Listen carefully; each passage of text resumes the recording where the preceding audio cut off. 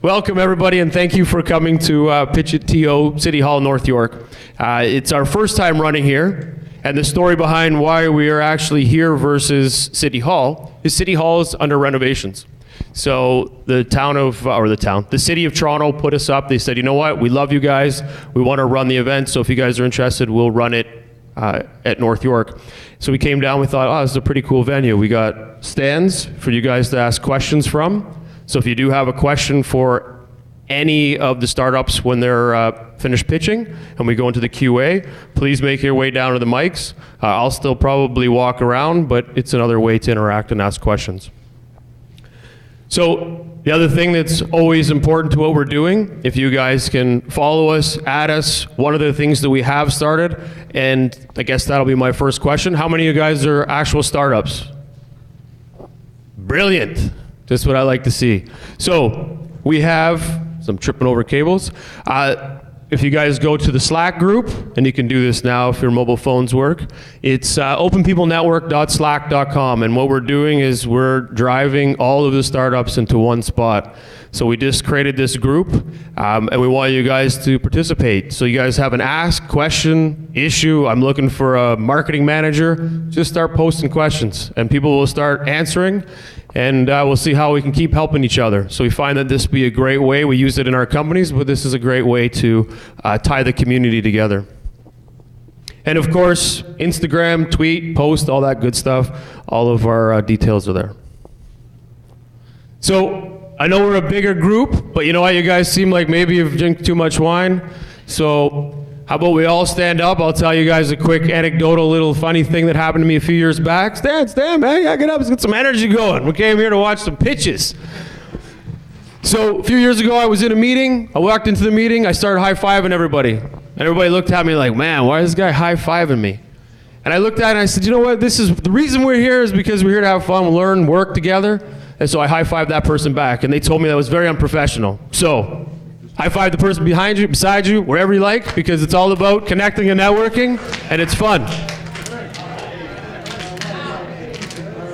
So we can be inappropriate by high-fiving each other, and now you guys are smiling. Everybody in here smiling. If you're not smiling, then you didn't high-five properly. So high-five the non-smiling person. Perfect. Well, thank you guys for participating in that. It's always fun. And again, it gets the energy going because, again, when you're watching pitches, they're pretty exciting. So we want to make sure we carry that energy through. So at PitchItTO and what we do here, the whole philosophy of why we started this 2.5 years ago was we're here to help businesses work harder at what they're doing and spend less time trying to find money. And what does that mean? Well, we want to get you ready for angel investment. There's a lot of great groups out there that work with you on many facets of your business. And we want to be able to take you to that next step, which gets you in front of the angel investors that we have on the right and some others in the room. And we do that by working with you on the fundamentals and, of course, working through with your pitch. And you'll see some great pitches today. In the events today, we've had 52 events, which we combine a few other things that we do. But today is our 39th pitch event. So in 2.5 years, we have coordinated somehow 39 of those great pitches, and it all because of you guys and the startups that come out and support the environment. So thank you very much for that, and there's some of the stats that support what we do.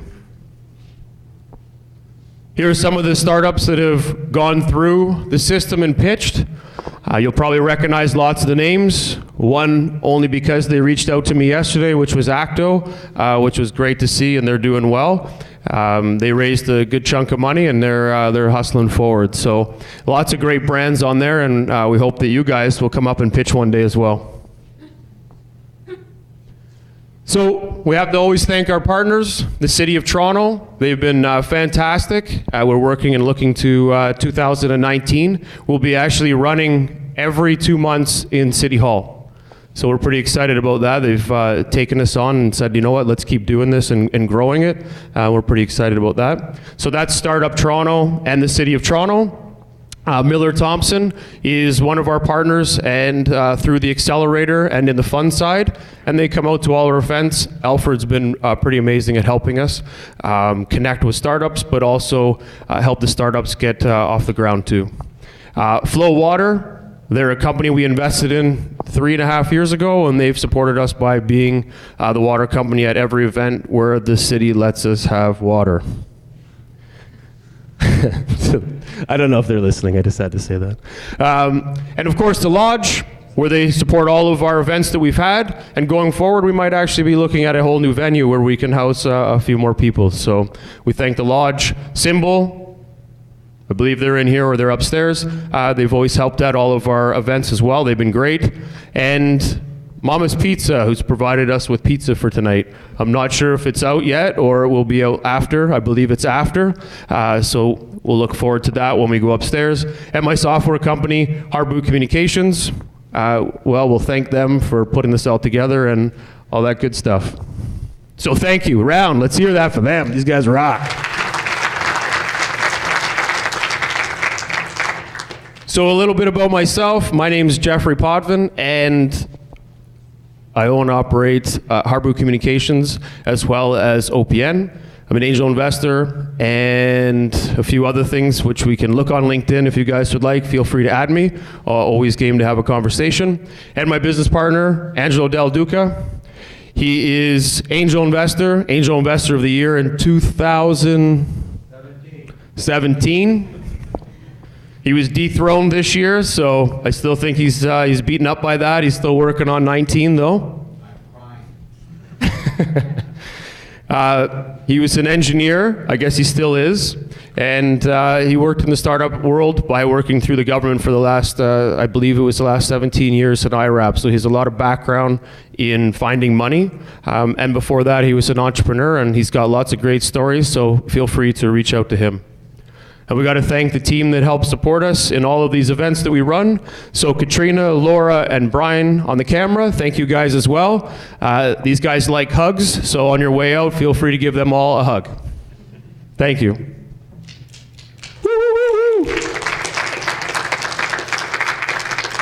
Everybody put a business card in, so we do a draw. So we have some fancy t-shirts. Everybody likes something free, so we have a cool t-shirt for you guys. In the upcoming events that we have, we're working with a little setup that's going to be a big setup. And we're pretty excited that we've been partnering with these guys. And what we're looking to do is that as we continue to build up our memberships and everything that we're doing inside of OPN, we've created a badge system that allows for you guys to connect and support that. And the gentleman that's right there. Yes, thank you. So you guys can reach out to him as well. So thank you very much for that. All right, so the reason we're here, pitch format. It is a 9 to 11 minute pitch. We've given the gap because we're trying to break everybody from 11 minutes to 9 minutes. How do you get enough content in 9 minutes that's going to sell your business and get everybody interested? It's all doable. So the way it works is you have the company has 9 to 11 minutes. We have 1 minute from each advisor, which is the advisors, and they'll provide critical feedback. It's the startup will thank them. There's no dialogue between them. They can talk later just to keep time. And then it will be 5 minutes of Q&A from you guys in the crowd. The mics are on each side. If you have a question, please make your way down to the podium and feel free to ask that question. Our 3 advisors today, Rob. Rob likes long walks on the beach. He's an avid drummer, and he also works at Spark Angels, runs and operates the entire establishment, and he is very hard on startups when it comes to diving deep into their business fundamentals. Great guy, we're appreciative, and thank you very much for coming out, Rob. Yeah, he's made his way all the way from Ajax. Andrea has been a longtime friend. When I started my companies, I think it was 11 or 12 years ago, Andrea and I would sit in a coffee shop and ponder the universe. I think we got lots of work done back then. But Andrea comes with lots of experience.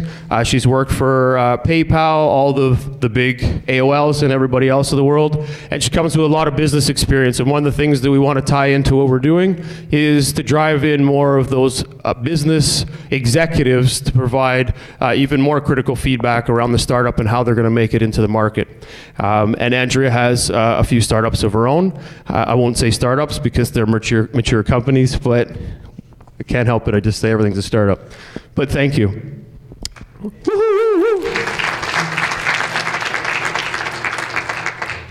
And of course, Angelo Del Duca, as I mentioned, we're all familiar with him. Oh, sorry, I forgot to say one thing about Andrea.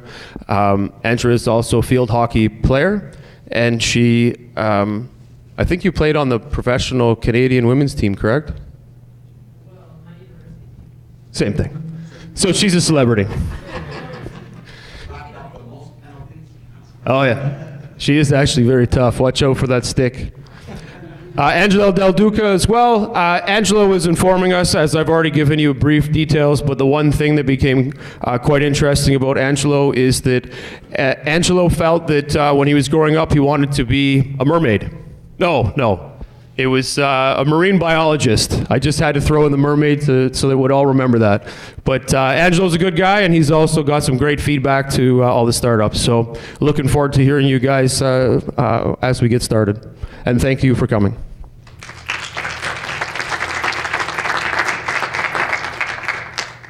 So who's going to be pitching today? We have Swab, Seat Giant, and Parachute Coffee. So thank you guys. We're excited to see you guys pitch. We know how it works. And we're going to kick it off with Igor. Igor is going to come up and give us a 5-minute keynote on marketing and how it works for startups. So everybody, let's thank Igor for coming. He's got a lot of great things he's going to share with us. Thank you, Jeffrey. Okay, guys. Since I have only 3 to 5 minutes, that's what I was told. And basically, I need to give some advice about marketing. At least I have 3 minutes, you know. Where's the slides? Hold on.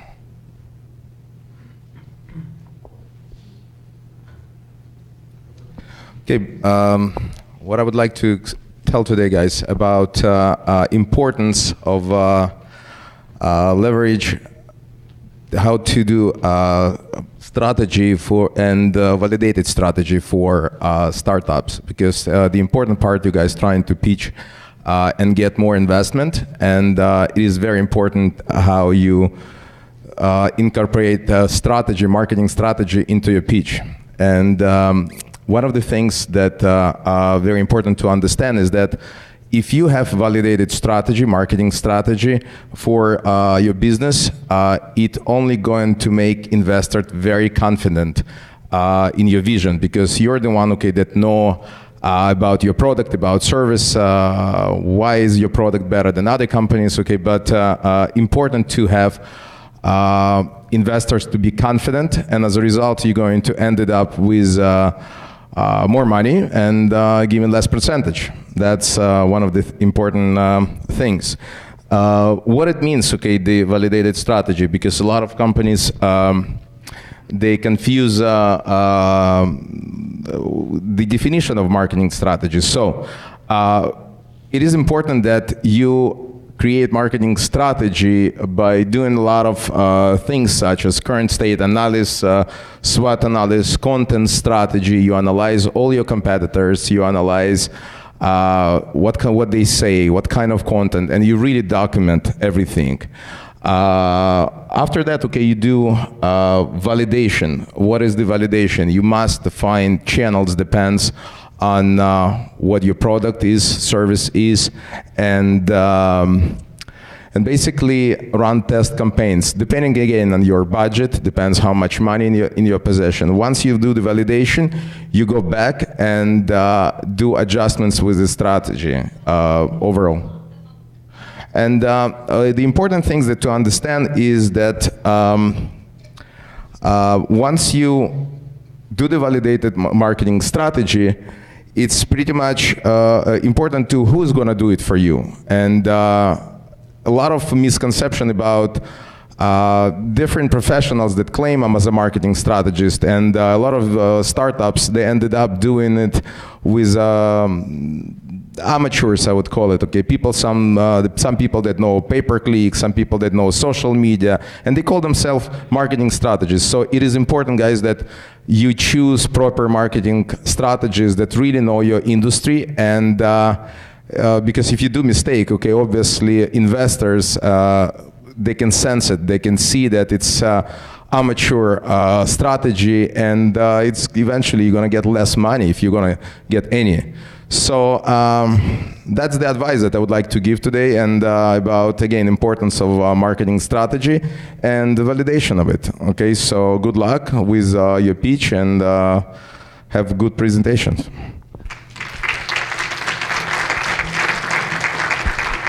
Thank you, Igor. Igor for One Core Media. The great thing about Igor is that Igor comes to us on an investor side, but he also comes in helping with our accelerator in the OPN side, as well as on the fund side. So we're pretty excited to have Igor part of the team. So welcome, Igor, but at the same time, thank you for sharing that. And if you guys are looking for any more deeper information, Igor can help you guys after. All right, Parachute, you're up next.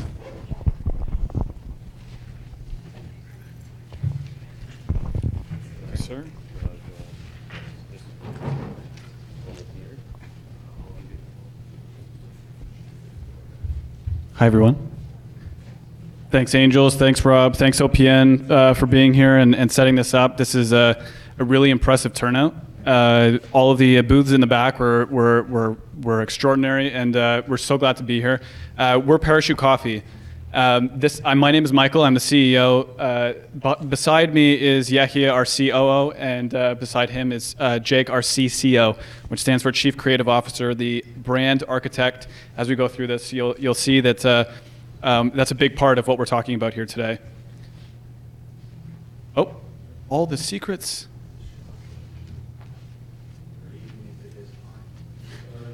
Thanks, Angelo.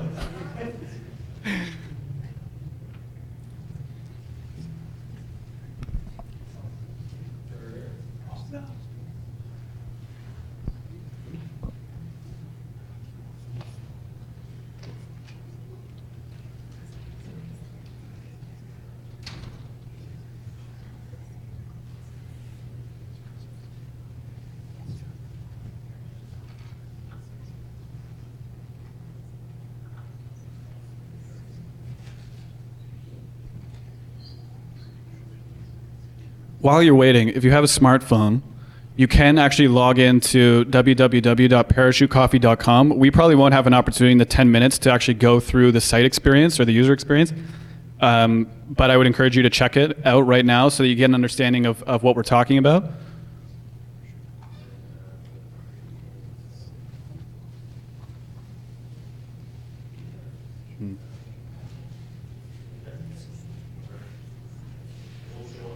It's not going to show on the screen?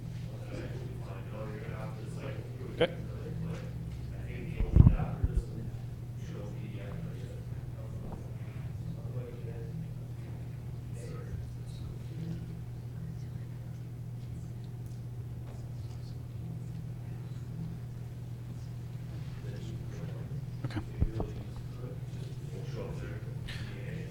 Okay, so we are going to go through the presentation orally. Our presentation, a bit of a technical difficulty. Our presentation was on a PDF, and it is only PPT compatible. So we're going to walk through it, and a bit of an improvisation here, but we'll get through it. So what is Parachute Coffee, and what are we targeting? We are targeting the North American home coffee market and offering the hipster coffee experience at home. So what is the North American coffee market? It can be subdivided into two pieces of the pie. The overall North American coffee market size is $75 billion, but the home coffee market size of that $75 billion is a $15.6 billion slice. The takeaway from that is 1 out of 5 cups of coffee that North American coffee consumers consume is actually inside the home. So what is hipster coffee? You've probably been to a hipster cafe. If you live downtown Toronto, I'm sure you've been to a hipster cafe. Even if you've been outside of Toronto in some of the more rural areas of Ontario, there are hipster cafes. But what makes it a hipster cafe is 4 things. It's the grade of the coffee. It's the curation of the coffee. It's the personalization of that moment that you have with the coffee and the product itself. And it's the experience, that intimacy of that moment that you have in that cafe or with that coffee. Hipster coffee and the demand for hipster coffee is growing extremely fast. Daily specialty coffee drinkers in the US have grown from only 9% of adults in 1999 to 41% in 2017. And 41% drink it on a daily basis. So what is the problem? The problem is that hipster coffee or the type of coffee that we're describing is not easily available in the home where it is actually needed most. 97% of the hipster coffee market drink coffee at home. 63% of those customers believe the quality of what they're drinking at home is substandard to the quality of the coffee that they're consuming at those cafes. So this is where the gap is. It's substandard to what their expectations are for the experience that they're having in the cafe. There's a gap between what they're experiencing in the cafe and what they're actually consuming at home. And I'm sure many of you have experienced this yourself. There's the retail coffee that you're buying at the grocery store has been sitting on a shelf for upwards of 6 months. The cafe quality coffee that you enjoy consuming in those hipster cafes, or you might enjoy, is simply unavailable in the home. In October and November of last year, we worked with Nielsen Consumer Research to do a very comprehensive quantitative and qualitative analysis of our segments and our users, and also coffee lovers in general. And we identified 3 segments: the suburban families, the empty nesters, and the millennials. All of these segments are consuming a lot of coffee at home, and they are experiencing this pain point. They cannot get that coffee that they want to enjoy, and there's a mismatch between the experience that they want and the coffee that they're consuming at home. And they drink a lot of coffee. So circling back to the 4 pillars of what make hipster coffee, or the product of hipster coffee, unique, and what makes our coffee and our product unique, it's 4 things. The first thing is Parachute Coffee blending the art and science of coffee making to curate our hipster coffee product for the home. So what does this mean? We source high-grade in-season coffee, we roast it in small batches, and we ship it to the home in less than 48 hours. We roast and ship our coffee on the same day, and if you live in the GTA, it's at your door within 24 hours. The bag itself is very likely still warm from the roaster.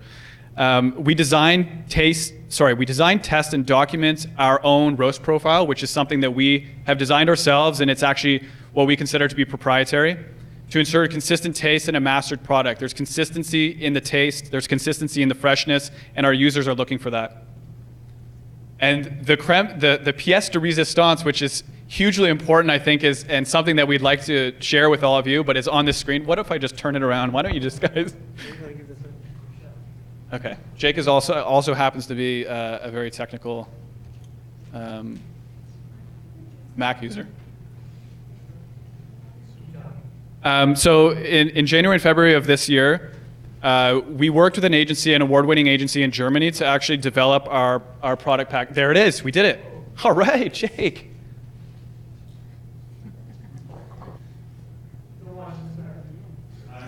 You're hired. Yeah. We did it. Beautiful. Okay, Jake. Well done. We make the home coffee ritual memorable with innovative product packaging. Just so to circle back, in January and February of this year, we worked with that agency in Germany to develop this product packaging. One of the insights that we're working on is making product packaging that is memorable, it's innovative, and it's iconic, and it's something that's never been done before. But what we were really looking into is to unlock that insight of the ritual of home coffee. There's something really powerful about that moment of actually opening the bag that we really wanted to explore and make part of our brand. So you'll notice here that there's 3 different variants and a ripcord. This packaging is meant to resemble a parachute, of course. There are 2 straps on the back of the bag that are meant to be held when the actual package is revealed from the box, so that it can be held within the hand and photographed, of course, so it's a very shareable and intimate moment. That ripcord actually opens the bag. There's a carabiner on the end. It opens the bag in a moment where it releases the aromas of the bag. It's very exciting packaging. We're very proud of it. And we provide an integrated digital. We provide an integrated digital experience using iconic brand assets. So the intimacy of the brand, the warmth of the brand, the sophistication of the brand, we wanted to combine these two worlds of the tactile product experience and then, of course, the digital experience. Circling back to October and November of last year, one of the things that we learned from our subscribers was that they actually wanted full control over their subscription experience. They wanted to maximize all of the options that they had available to them, and they wanted to make their subscription custom to themselves. So we've made it easy for them to set up their personalized subscription, and we allow them to control their subscription over the lifetime of it. On the new website, what you'll see is that you're actually able to have coffee weekly, bi-weekly, or monthly, and you can choose how many bags of coffee that you actually get in each shipment. And then fourthly, we nurture intimate customer relationships one-to-one, online and offline, to build retention. Obviously, being a subscription-based business, retention and loyalty are a big part of it. What's really interesting about coffee, however, is that there's already an association to loyalty. Coffee is one of those commodities where if you go to a cafe, you will see a lot of them actually have their own loyalty programs. So it's something that we've incorporated into our experience post-purchase. And that leads me into our loyalty program. So as a user, every time that you spend money with Parachute Coffee, or you refer a friend, you're rewarded with points. And you can spend those points towards a free shipment. Again, the points being used towards a free shipment is a loyalty and retention play for us. And it's one that our users are using and they're very excited about. And so this leads us into our competition. So addressing the elephant in the room, of course. So what is Amazon doing in coffee?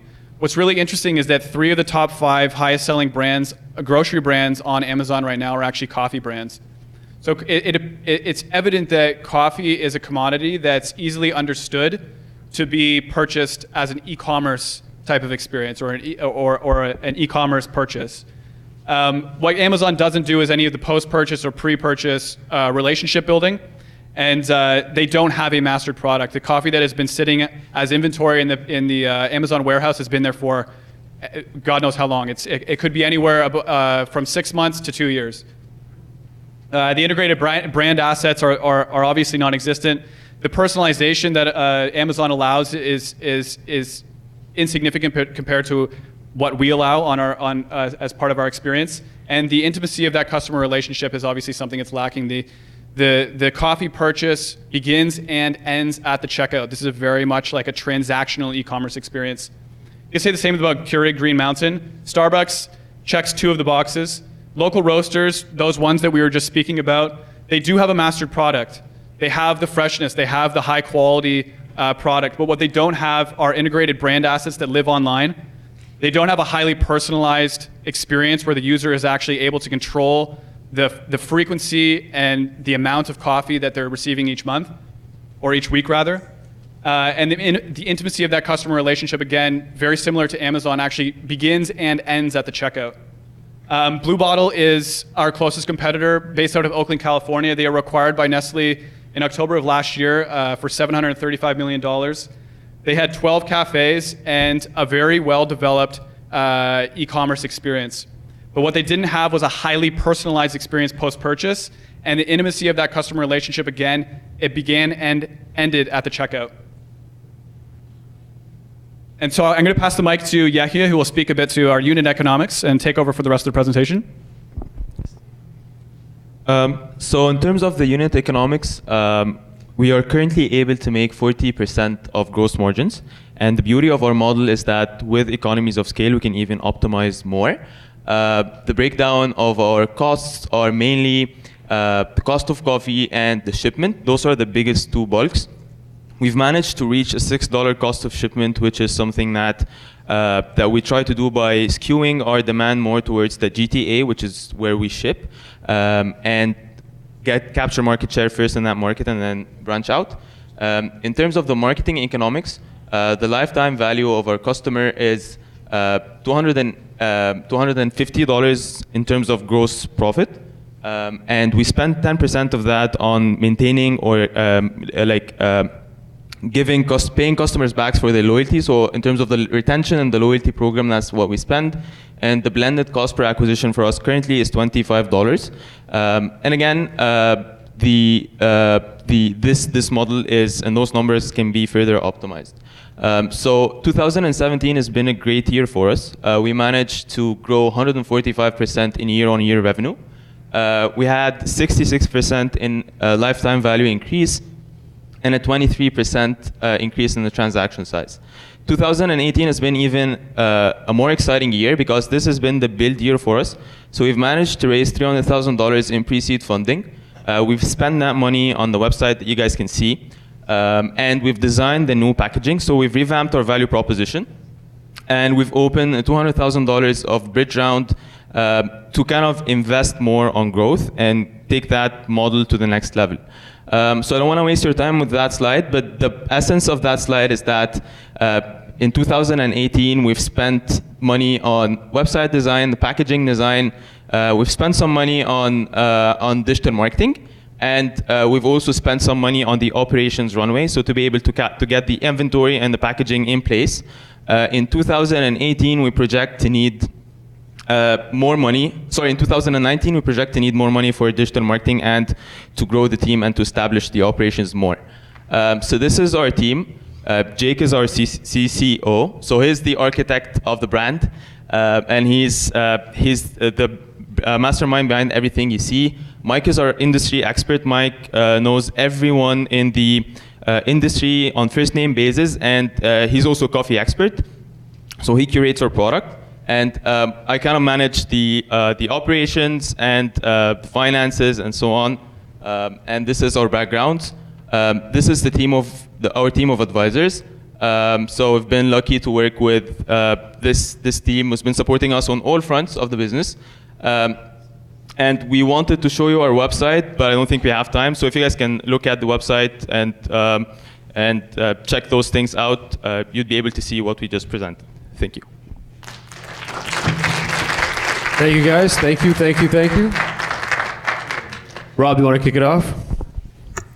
So first, great job on you for being able to wing it without visuals. That was very. It was. You made the best of a bad situation, so good on you.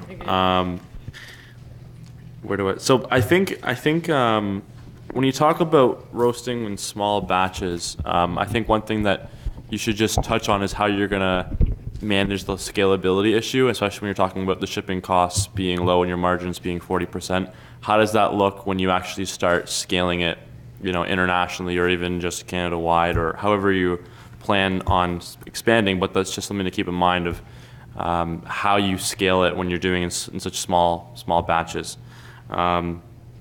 Just kind of changing gears a little bit. When you're talking about your expenses as well, and like right after your raise, I would recommend you use some sort of visual because it's kind of crowded. You have all the information there, which is great, but just put it in a way where it's more visually appealing, so you don't have to go in and try to read every individual line. Just maybe helpful. And I think when you're talking about how it actually works with the whole parachute thing, which I think is great. It's perfect. It makes sense, but bring the package with you when you present, so that way you can actually show it, and I think that would add a lot of value. And then you can even smell it too if you can pass it around. I think that's really something that would be helpful. And you can give away hundreds of boxes of them too. Yeah. Yeah, it sounds like a good setup. Yeah, that's good. Yes. Andrea, you're up. No. Andrea's up. Andrea. Okay, I agree with you. I had the exact same notes about the little parachute and the coffee thing. I'm glad the slides were working for that part, because I obviously, it's hard to imagine it. I love the branding. I'm looking forward to checking out the website. When I got to the numbers with the shipping and the packaging, they were I was a little bit shocked by them.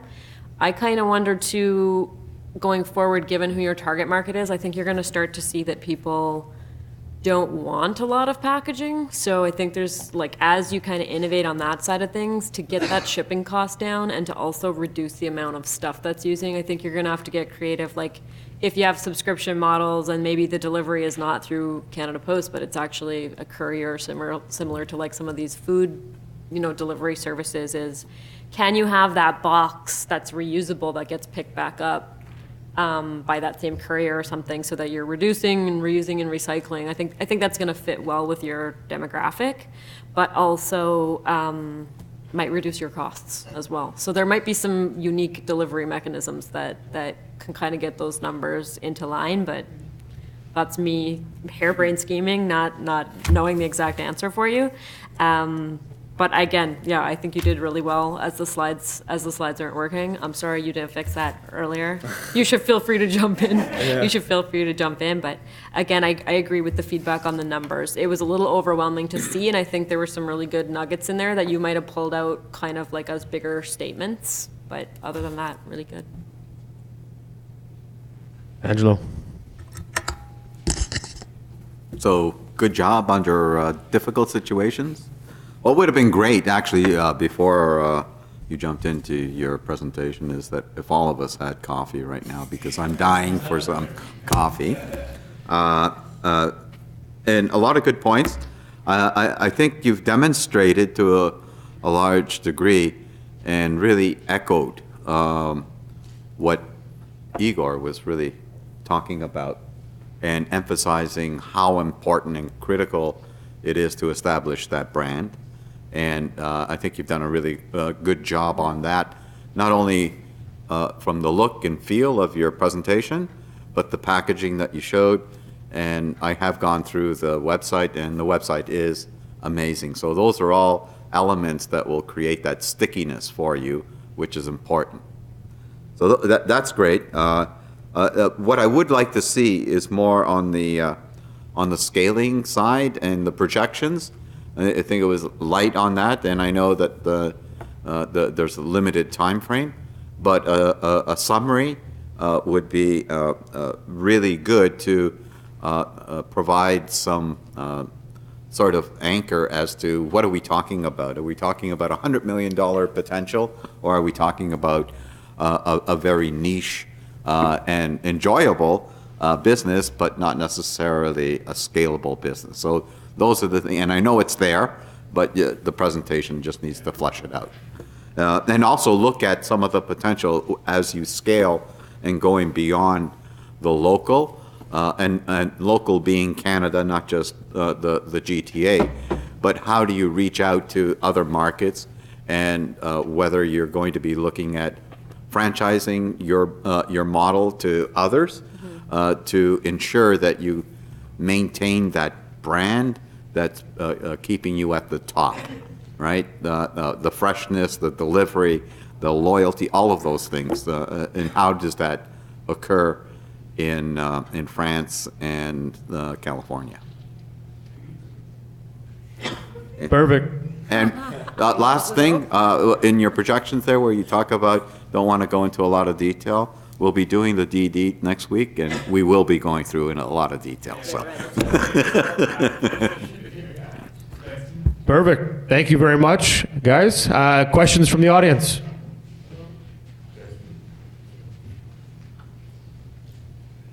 I'm interested in how you're importing this. I'm looking at Colombia, I'm looking at Costa Rica, I'm looking at Brazil, Ethiopian coffee. Are you importing it by the container, 25 metric tons? I can answer that question. So the way the supply chain works is that we actually work through a brokerage. So there's the brokerage that we work through specifically is located in New Jersey. So they'll actually bring in those containers of green coffee, and we buy it by the skid depending on what the volume requirements are that particular week. So we'll hold green at our warehouse before it's roasted. But there are massive warehouses in New Jersey and elsewhere that actually hold enormous inventories of coffee, and they supply that green to roasters across North America. But to answer the first part of your question, the coffees that we have available to us and the ones that we source are coffees that are always in season. So depending on the growing and harvesting season, it's very different depending on where you are in the coffee growing belt. the harvesting and roasting season for Colombia is very different than it is for Ethiopia, and the coffee inventory that's available to us to purchase at any time of the year is always changing. So this last month, for example, we have a limited edition option on our site. It's in one of the blue bags, as you saw on the slide. That's a coffee that actually changes every single month. And last month we featured an Ethiopian coffee, and next month will actually be different. It's always an in-season coffee. So you, on occasion, do go for certain country brands, like Colombian is very famous. Yeah. And Costa Rican and Ethiopian. Yeah. So we have three SKUs. The first SKU is the limited edition SKU, which is the one that changes every month, and we source from Colombia, Ethiopia, Kenya, Guatemala, Brazil. It depends on the harvesting season. And then our medium and dark roast is always a blend. And we spoke earlier to that proprietary roast profile, and that's actually the roasting curve on. It's literally a curve, and it's two variables combined. It's time and heat. We own that profile. Like, we actually have developed that profile so we can remain consistent on those medium and dark roast offerings. But right now, that medium and dark roast is actually a combination of Brazil and Guatemala. Yeah.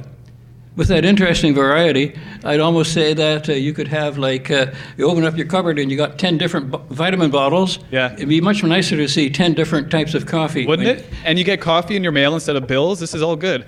Yeah. Yeah. I'll drive a quick question in for you. Yeah. So you guys mentioned about the brand, which I love the whole aspect of it. One question would be, you mentioned the selfie side. Can you drive into how many people have driven into the selfie side with the packaging? Because I think from a branding perspective, it'll help everybody understand the impact of how this helps your brand. Yeah, of course. So to answer that question, we have to sort of go back a bit. This year, again, like Yahya mentioned, is actually the build year. So the website is now fully launched. But one of the delays that we've actually experienced, and the entrepreneurs in the room can probably relate, there's a bit of unpredictability in terms of ordering new packaging and designing new packaging. We've been very lucky that now the first set of bags are now landed in Canada. But it's been a very long and tough road to get this from concept to actually being landed in Canada has been a tremendous feat, and I think the guys behind me can speak to that as well. It's like it's very, very hard, but like I said, it's now landed in Canada. So our customers haven't actually received the first bag yet. We're launching that bag in time for the holiday season because we know we're gonna see a lift. Right now, the customers are still receiving the old bag, which is a very reduced version of this. So I think that should answer the question. We expect it to like the actual utility of the bag and the straps behind it, they are designed to facilitate selfies. So we're expecting that to happen. But right now, because we haven't actually launched it, it's launching before the holidays, we're yet to see the fruits of that design. Okay, cool. My next question is around internationally or even across country. Are you guys looking to create depots? How do you attack the market on freshness? Because as you mentioned, 6 to 9 months. I can't believe you guys have been drinking coffee that's 6 to 9 months old. It's kind of gross. There's a reason why they don't print the roast date on coffee in the grocery store, because it actually has been sitting there for months. I don't drink coffee, so that's why I can say that. So inside of that, though, how are you going to tackle that side of the market? Cross-border distribution, other countries, are you looking at doing the same thing there? Is it become a licensing model, or are you able to actually set up distribution hubs that will allow you to push this through using Amazon or anybody else? So currently we're doing the analysis, but the model that we're more inclined to is a hub and spoke model. So the operations wise, we have a documented like roasting profile. So we can work with any roaster. We know the beans, we know the profile, and finding a roaster is not a tough thing. We pay per roast. So we establish a hub at the next location geographically, and we establish a distribution center or work with a 3PL as a starting point. And we grow from there. So replicating that model is not expensive and is easy because we have more of the buyer power than our suppliers. So it allows us to kind of, as long as we have the demand and the volume, we can easily establish that operations elsewhere. So do you think it'll be easy to create demand in other major cities and hubs? Like, is it just a marketing play, or is it putting a shop there to get feet on the street? How do you attack that? Kind of like what you did here. Do you have to replicate that, or is there a faster way now to push the model in, say, Calgary, Alberta, something like that? That's a very good question, and the way we do it is we design our ads to kind of target specific geographic locations, and this allows us to capture like the cheapest like markets first, cheapest in terms of cost per acquisition and cheapest in terms of operations. And once we've tapped into our low-hanging fruits, we'll start testing on specific markets to see where is the next lowest cost per acquisition. And we can ship our product from our warehouses here anywhere across Canada. It's 1 or 2 days longer in terms of shipment. So it's not that bad, although that's not ideal for us in terms of our model. But we will test first, and once we prove that we can establish the demand, we'll establish our next hub, and we can continue doing that. No, that's awesome. Thank you very much, guys. Thanks. Cheers.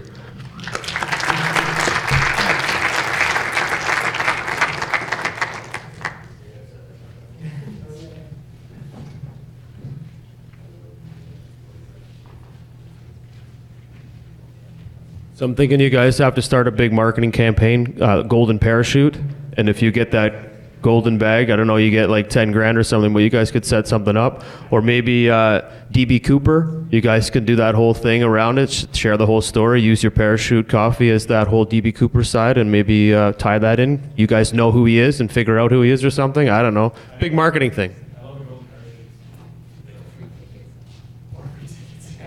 All right, so jump into the next segment. How many of you guys would be interested to jump up and pitch? 30-second pitch. We love doing this. We've always had some great pitches that have come up. So who would like to come up and share what they're about? Come on up. Yeah, we'll do 6 people.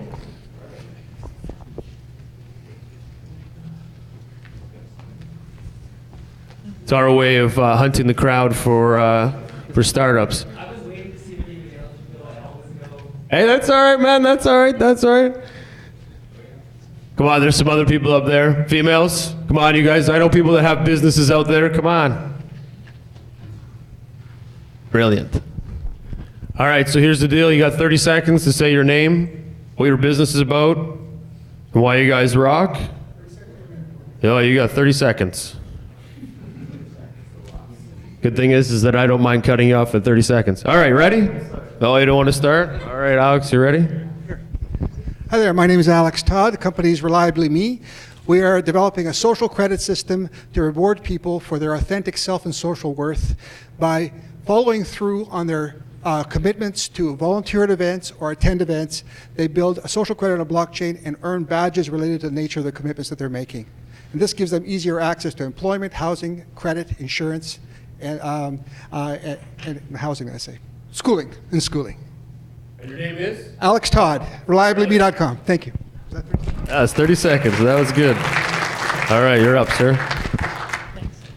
Hi, my name is Vito Giovanetti, and I'm the CEO and co-founder of Treasured Inc. Our company is focused on helping older adults and family preserve their family history for future generations. We have a suite of products that combined together will offer a unique experience to families in the gifting process and in sort of memorial planning. Where am I at? 25 seconds. I think this is a great event. I'm excited to be here, and we're here to support Swab. And your name is? Vito. Hello, everyone. My name is Harrison Nolan. I'm here from ShutterShare. We are, in a really, cliche way, we are the Airbnb of high quality camera equipment. So if you're looking to make money off camera equipment you have or looking to rent camera equipment, we are currently in operation. We've done over $60,000 of business in the 9 months we've been in operation, and we have room for one last investor in a $250,000 round that we're currently completing. So if anyone's VC, angel, and wants to talk, we have room for one more. Thanks so much. Your name is? Harrison from ShutterShare. Thank you. Brilliant. Hi, my name is Drew Henson from Seam, S-E-A-M. We have an app called Seam Personal Safety on iOS and Android that lets you share what you see, what you hear, and where you are. It's being adopted by Uber drivers, and we've just released our first wearable product, which is like a communicator meets a panic button, and that's out available now from our website, seamtechnic.com. And my name is Drew Henson. You've been here before. Awesome. Hi, my name is Amanda, but you can call me Mom. Say hi, Mom. I'm the founder and CEO of The Workaround. We're a co-working space with childcare at Danforth and Woodbine, an 8,000 square foot space. We opened on October 1st, and we smashed successes. We were just named BlogTO's top 20 in the list of top 20 co-working spaces. We were featured in Toronto Life and on CTV National News, and we beat sales targets by 300%. My name is Amanda. From The Workaround. Oh, you're brilliant. That's awesome. I'm looking for a co-host. Hello, my name is Philip. I'm a film director and founder of Against All Odds Pictures. We are developing an intense, hard-hitting drama called Severance Day. We closed the seeding round last week, and phase 2 is now open. And if you were ever interested in the entertainment world, we have the perfect product to introduce you to it. If you want more information, come talk to me or go to severanceday.com. My name is Philip. Thank you, Jeffrey. You're a good man. Thank you. Thank you. Thank you very much, everybody. That was awesome. Like it. All right, Swab, you're up.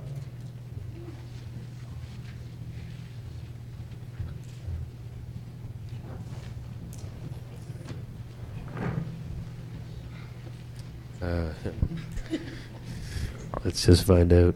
Bear with us for 1 second.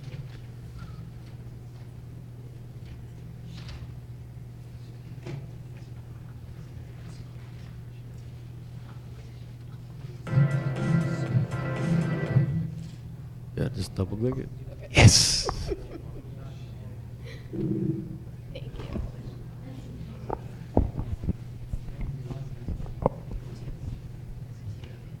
Have you ever gone into a mall on maybe a Saturday or Sunday afternoon with a stack of resumes, handing them out one by one, not even knowing if these places are hiring?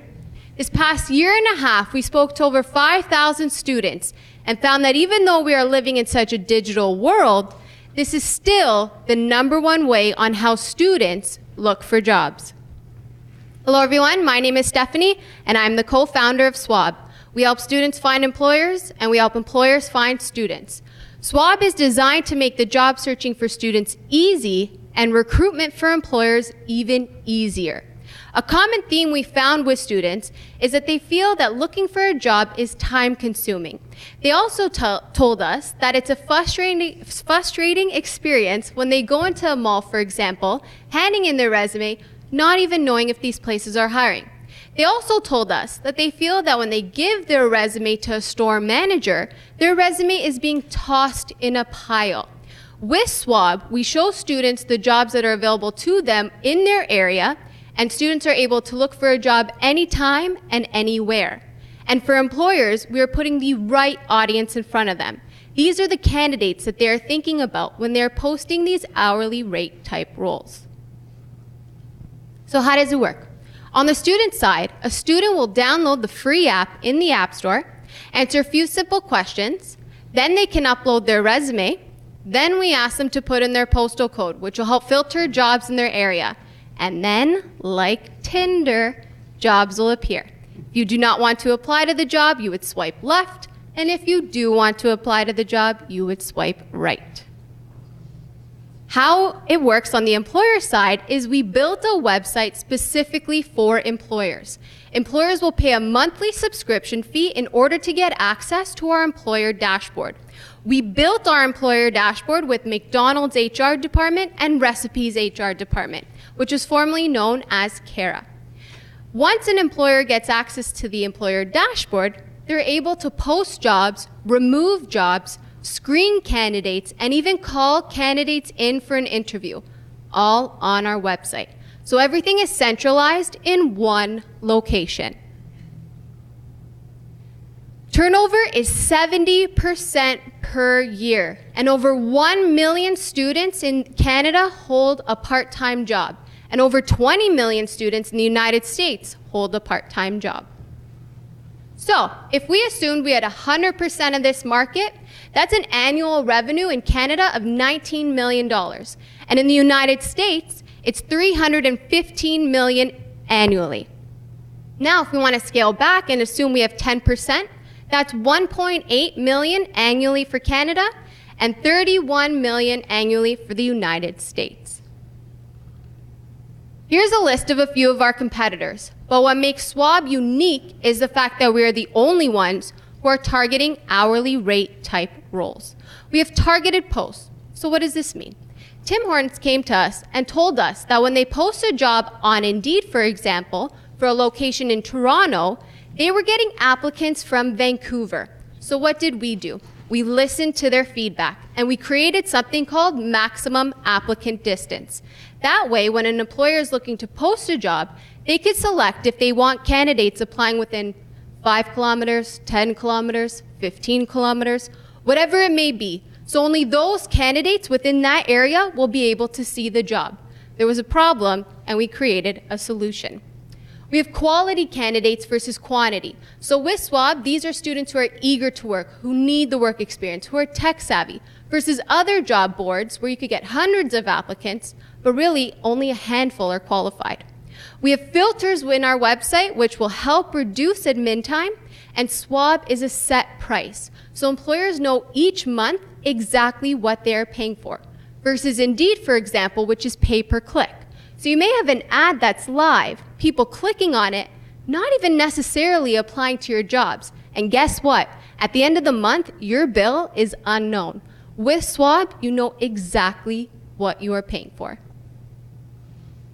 In Schwab's young history, we have many milestones which we are very proud of. Starting in April and May of 2017, where both myself and Alexander, who is the co-founder, we left our jobs in the marketing and advertising world to pursue and focus on Schwab 100%. We got trademarked in Canada and one pending for the United States, and we also were incorporated.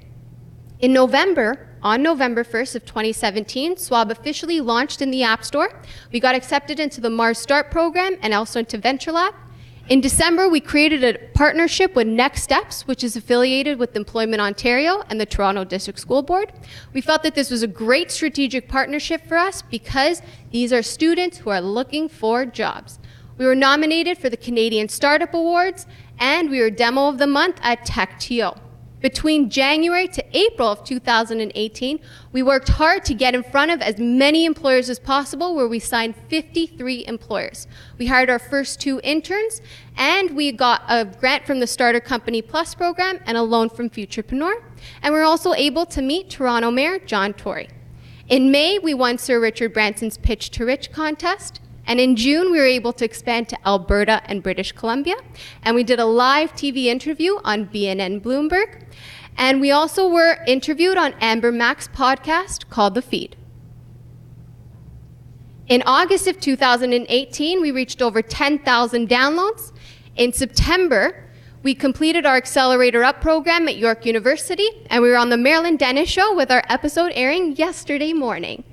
And in October, we made it to the Spark Ignite competition as a semi-finalist and also made it to the Forum for Women's Entrepreneur Pitch for the Purse contest as a semi-finalist as well. In November, we made it to the Spark Ignite competition as a finalist, and we were also a part of the Canadian Tire's Pitch Day. Out of 70 companies, only 14 were chosen to pitch at Canadian Tire, and right after that, we had an opportunity to meet with their HR department. We're also revamping our website to make it more user-friendly. In December, our goal is to get in front of and sign 10 new employers. To date, we are working with companies like McDonald's, Tim Hortons, Virgin Mobile, Bell Canada, just to name a few, with 53 more clients who are moving from our free package to our paying package.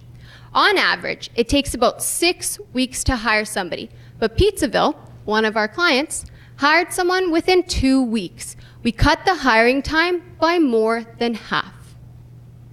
We have a client testimonial from a manager at McDonald's, and he says, using Schwab has been a great experience for us. The dashboard is easy to navigate and use. It allows us to connect to applicants in a way we couldn't before.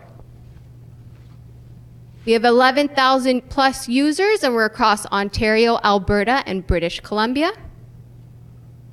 And again, we've been featured on BNN Bloomberg, BlogTO, BetaKit, Tech Vibes, and again, most recently on Marilyn Dennis with our episode airing yesterday morning.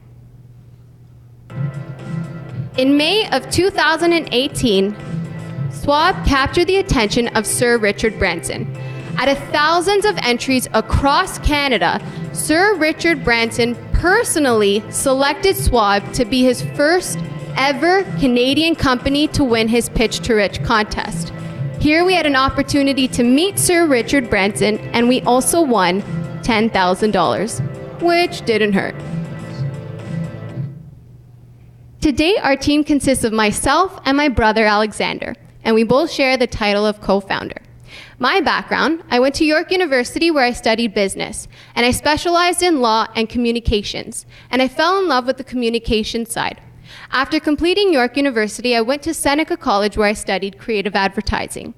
Within this program, we worked with many different companies and created various different advertising campaigns. After completing Seneca College, I worked at 2 different advertising agencies where I lastly held the title as account executive. I worked on brands like Basel, Tresemme, Degree, and Cogeco. But I always knew that I wanted to start my own business and be my own entrepreneur. But I just never knew what that was going to be. That is, until Schwab was born. Alex has a similar background where he studied sociology at York University, and he's actually speaking there tonight on a panel. And he also studied marketing as well, and always wanted to be an entrepreneur as well. And just in case you're wondering, yes, we still talk, and yes, we still get along. Our goal for the next 12 months is to grow Schwab, obviously, and continue working on Schwab and getting as many employers signed up as possible. We're going to revamp our website to make it more user-friendly, and we're also going to get Schwab developed for the Google Play Store. So here we have some financials. Assuming we have 500 job posts per month at an average cost of $24, that brings in an annual revenue of up $144,000. And each year, we're going to get more job posts within the app on an average of $24 per post, which will continue to grow throughout the years. Now, I want you to think, this does not even include advertising within the app as well. And just think about this. There's over 800 Tim Hortons in Ontario alone, and over 4,000 Tims across Canada. And there's over 2,000 McDonald's across Canada. That's only 2 companies within Canada. We're asking for $150,000 for 10%. We want to get Schwab developed for the Google Play Store, and we want to continue our marketing and advertising efforts and scale Schwab quickly. We want to get support from brand ambassadors and sign up as many employers as possible. And we also need legal as well, because anytime we move into a new area, we must ensure that we are compliant with their employment laws. Thank you very much for listening, and I'd be happy to answer any questions you may have. Awesome, thank you. That was good. Angelo, would you like the honors? Hey, Stephanie, good seeing you again. Good job. And I really like a lot of the elements that you have. When you look at job numbers, we always talk about how Canada's economy is doing, and when you dig deep into the job growth and creation, it really focuses on the part-time and not full-time. So it is definitely, and I see that happening more and more as people are more engaged in doing short gigs as opposed to long-term. So I think you're touching on something that's actually quite relevant for the world that we live in right now. What I would like to get a better sense of is, and I know a lot of entrepreneurs always use that number, well, here's the total available market, and if I can just grab like 10% or 1%, boom, that's a significant number. But it really doesn't tell me how you're going to be able to get that. So more clarity on how you're going to capture some of that marketplace and your strategy. And your customer base is great. You've got users, would be interesting to indicate. With 11,000 users, that's I'm sitting on a capacity of, if you look at the seat giant potential of X dollars that could be generated, just to give a sense of your pipeline. And The other thing that I would recommend also is to really look at embedding a mechanism into your platform to get feedback from your paying customers, the employers that are on there, on how long the candidate stayed, what was the turnover, the value that they brought. Don't have to necessarily identify the individuals, but having reviews has been a secret to a lot of companies that we see as being really successful. And people tend to go to the reviews first before actually going and buying in. And there's another point, but I can't remember because I'm old and I'm not like you. But great job. Thanks a lot, Steph. Thank you. Andrea. So I thought your presentation was super polished. I've done a lot of these and on TV and stuff, and I know like you really nailed, like you've obviously done that presentation a lot. So congratulations to you for putting the time in to practice it, because it comes off very, very smoothly. And I liked that you included in your presentation about the sort of like the consumer insights on both sides. So because it's a marketplace, you did a great job, and I can see that inside your company you actually care what's working for your users. I think a lot of investors like to hear that you're listening well and that you're developing your product around those things. So I think it's super important, and for other types of presentations that information hits home with me, because I know that, you know, if you need to pivot or things like that, at least you're doing these things because somebody is telling you this is exactly what we need. Same feedback as Angelo on the numbers. I really needed a little bit more like the meat around the bones to understand some of that stuff, and sometimes even your charts, like there weren't really labels about what the numbers were. So you're sort of speaking to it, but I need to know like, what is this 19 million or what is this 1.8? And you even referred to like 100% when the slide said 10. So just like tiny things like that will make it go a little bit smoother.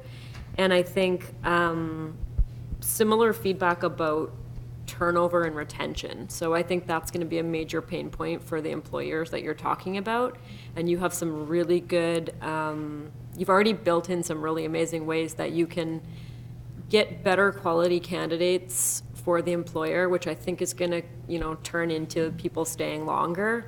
And so with the swiping, you're allowing the candidate to choose. And I think then you, with those filters and things like that, you could probably, even for all of the people who indicated they were interested, you can definitely narrow those down and only hand the ones to the employer that you think are going to be that long-term and ones that they can retain, because that's a huge cost for them. So I think you'll get more employers signing up if you can prove that you're increasing the retention based on sending quality candidates, and then obviously these chains that you're going after are quite big. So as soon as you get a few of them on board, I think you'll get a lot more people signing up. Thank you. Rob? Yeah, so I agree with everything you said too. And in addition to that, when you talk about your revenue projections and you talk about how you're charging, I forget the number, but per post, one thing you should include as well to support the numbers you have is the number of job postings each client is posting per month. So say you're Tim Hortons and I don't know how many postings they would have per month, but something to support that actually relates to those numbers that you're putting in. Just might be something to consider. I think you should also have in your slides an exit strategy, especially if you're asking for 10%, just so that an investor knows what the actual end goal is. It's good to include. You spend a lot of time on your milestones, which is great. It's great to include that. It was a lot about sort of what you've done, which is good to include. I think you spend a lot of time on that, and I think maybe taking some of that time and putting it to more of sort of what makes the unique competitive advantage, because it is interesting. You're talking about a niche that is sort of aimed at students and part-time workers with all this turnover. So just saying how this is different and what your unique competitive advantage is, I think is going to be more beneficial to you, given that you only have a certain amount of time. But overall, I think it's really good, and I remember I saw your presentation a few weeks ago, and it's come a long way. So really good job. Awesome. Thank you very much, guys. All right, we'll go to the crowd for some questions. Thank you. mic working yellow too. Hey, Stephanie, awesome presentation. Why are your candidates better? These are students who are eager to work with us. They are really, so we're going again after your part-time hourly rate roles. So these are students who need to work, who are eager to work, who are tech savvy and can bring something else to the workplace. What makes them unique? The fact that they are, I never said unique, they were eager. Yeah, okay. I was trying to figure out what is it about your candidates that are different from others, and I still don't see the difference. Yeah, so with ours, again, these are students, so there's nothing out there specific to this target audience. So these are students, like I mentioned, who need to work, who are eager to work, who want that work experience, who are tech savvy and can bring something else to the market. And again, these are your part-time hourly rate type roles. So on Indeed, we'll post a role. On LinkedIn, we'll post a role that's a different target audience. And with us, we're going after your part-time hourly rate audience. Thanks. Thank you. Stephanie, when a student swipes right, and they're saying that they're interested in that position, does that send a notification to the employer that this student is, and what's the interaction between that employer and a student who said, hey, I'm interested in this opportunity? Definitely. So what happens is when you swipe right, after you swipe right, a little pop-up screen will come up. It kind of acts as like your cover letter. So you can write a little something about yourself if you like, and then you press submit application. And once you've done that, your entire profile that you've created on the app has then been sent to the employer. So within our employer website, we have an employer dashboard. And within that employer dashboard, there's an applicants page. So the employer is able to access their entire profile and see who's applied to the roles. So within the website as well, we also have where you could get an email notification every time someone's applied to a role. Or if an employer did not want that because they don't maybe want their inbox bombarded, they can also select within the website that they want to opt out to that, and they can go into the website and see how many people just have applied to the role from there.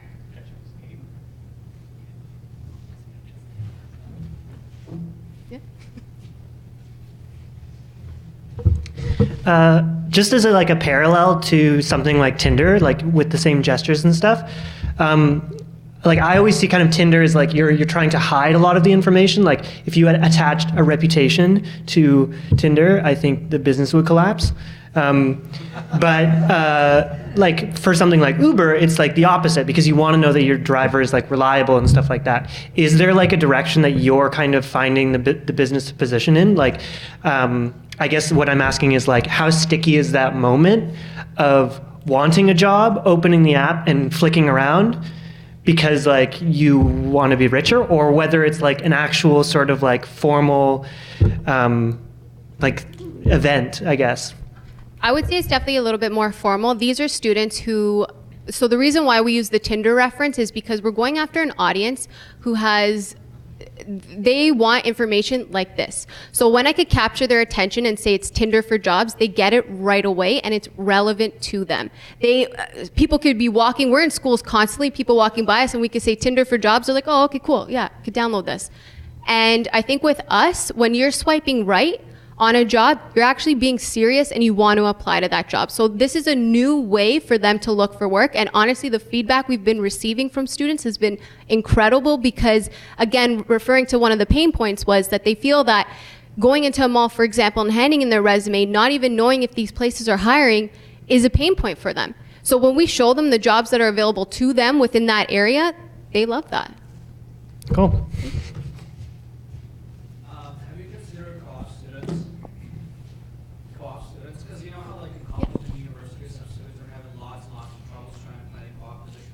Definitely.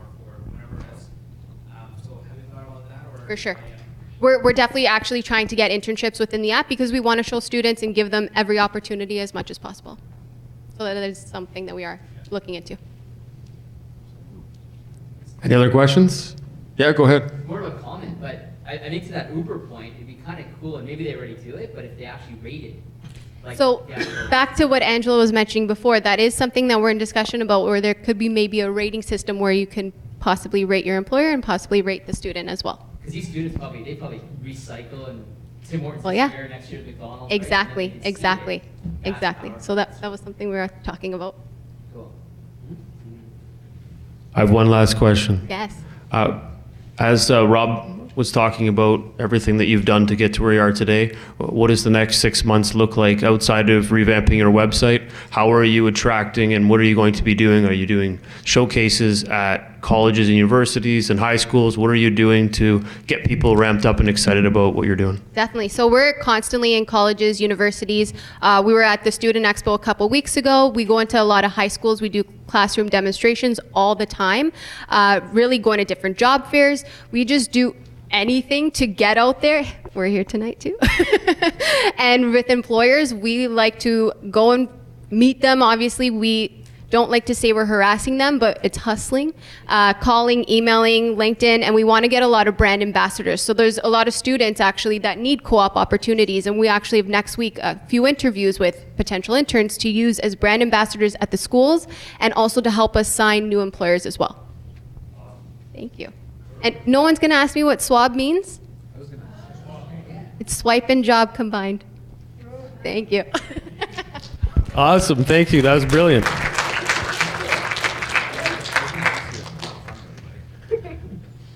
All right. So, we're going back to the not being able to see it, which is all right. So I want to thank all of you guys today for joining us. How about a big hand for the startups for pitching? Our advisor panel, thank you very much. You guys were great, as always. Igor, thank you very much for coming up and speaking today. That was awesome, very helpful. Thank you. And thank you guys for coming out today. It was very much appreciated. We have lots of exciting news coming in 2019 where we're going to be running a few more shows with the City of Toronto. And we should thank the City of Toronto as well. Grace at the top, she's awesome, always supporting us, she's the best. Thank you.